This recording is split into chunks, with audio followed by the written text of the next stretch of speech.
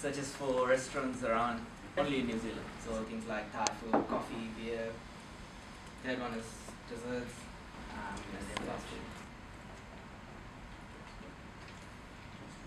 So these are all your search results, and the first tile is the top restaurant, so it's got the highest rating out of all the search results. So maximum the API allows me to have is 20 search results. I have a question. Just with your images, were you actually drawing them from for an actual restaurant? Yes, yes. So these are actually coming from the API. From the API. Yeah. So there we go. So now we've got actually forecast data here on the live tile, showing us that the forecast for PHAR is 1 out of 10 at the moment. It's not very good. It also shows us what the forecast is for the next few days. Forecast data for Keri Keri. So let's actually choose an image this time. So some beach images here. Okay, here we go. This is Keri Keri. So open that, and I'll add that as a secondary tile again. Keri Keri. Go. So we've got three live tiles now, and they're all specific to the actual individual matrix data from the actual web service. So that's as far as I've gotten in this during this short amount of time available. But I've got quite a few other ideas I'd like to do. There's actually a lot of information I could surface for that actual local break. So the idea is that when a user clicks on that, I pull this information into the actual. What I built was the start of an issue management. So it's basically designed not to manage your entire Git repository, but just deal with creating, managing issues within a list of their watched repositories. So if you go into any of these repositories, we can see information about those repositories and the issues and how long they were ago. It's a quite a long list, so I've implemented semantic zoom, so you can go through and actually just break down quickly and see how long your issues were, so forth. From here, we can also pin a repository to the start screen. So if you've got a favorite one you're working with all the time, you can quickly just jump straight into the other part I've been working on is once you have an issue you're working with, you can come in here and see the comments on that issue, and if this is ready to be completed, and we can just follow the conversation through, literally just doing simple get, post, patch, serializing JSON. Thanks, Nigel. With Nigel's assistance, we came up with a picture guessing game, and the best way to demonstrate it is to just show you. So basically, the idea of the game is to guess the picture as soon as you can, and you get a score based on how quickly you can get it.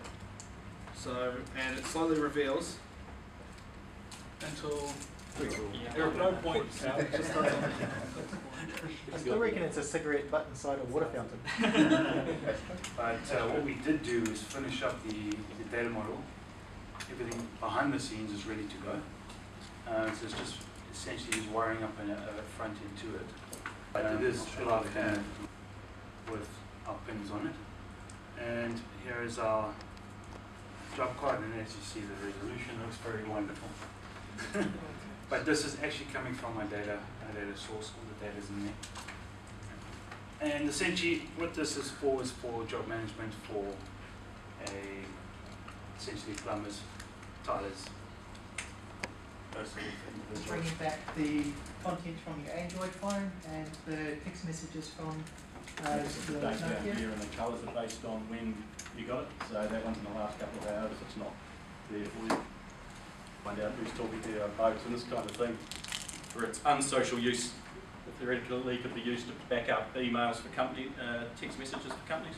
So if you wanted to search for a company name, manages your bids and watch lists within TradeMe. So the idea is you can keep an eye on everything you're bidding on while doing other work. So the main focus of running myself Napier permissions to do bidding and everything. We load in the watch list.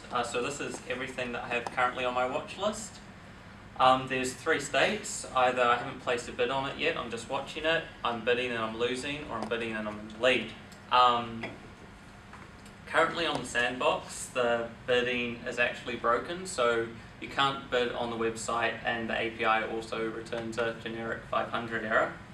But I pretend I'm bidding, and you can select multiple items. You can bid on one item or bid on 20 items and make sure the minimum bid, delete them all. Etc. Refresh your options. Log out. View where it's got snap views. Everything that if you're leading on it, you can't bid it. Everything is closing soon, and if you're not winning or not leading, you can bid on it and it's sent out to bid. Like this PC and log in. It won't re-prompt me for credentials as long as they're still valid, which makes a kind of seamless experience. If you run out the office and come home and fire up the app, it'll kind of rehydrate. So basically the EPUB is that you come up is you add the EPUB, you can select the EPUB as long as it's not DRM, and click open, and yeah. JavaScript, and yeah.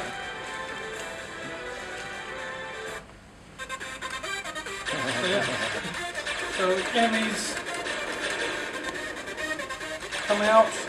Only one power-up shows on the screen at one time. They come out at random orders.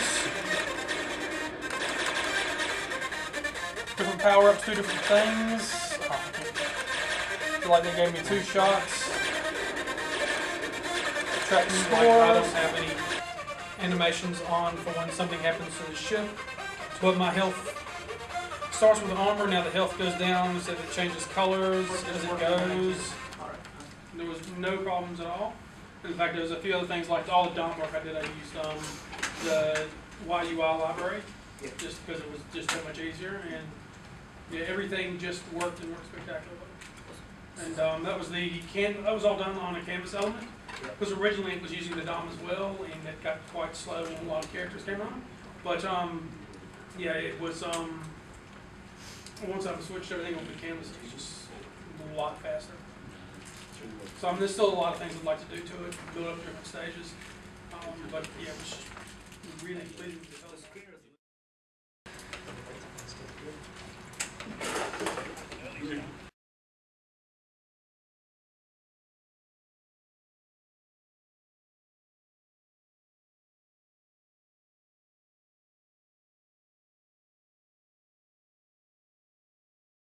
You have the program for 3 years, you have the software you need, and hopefully you become a very successful startup. News and video. And Trade Me. Yeah.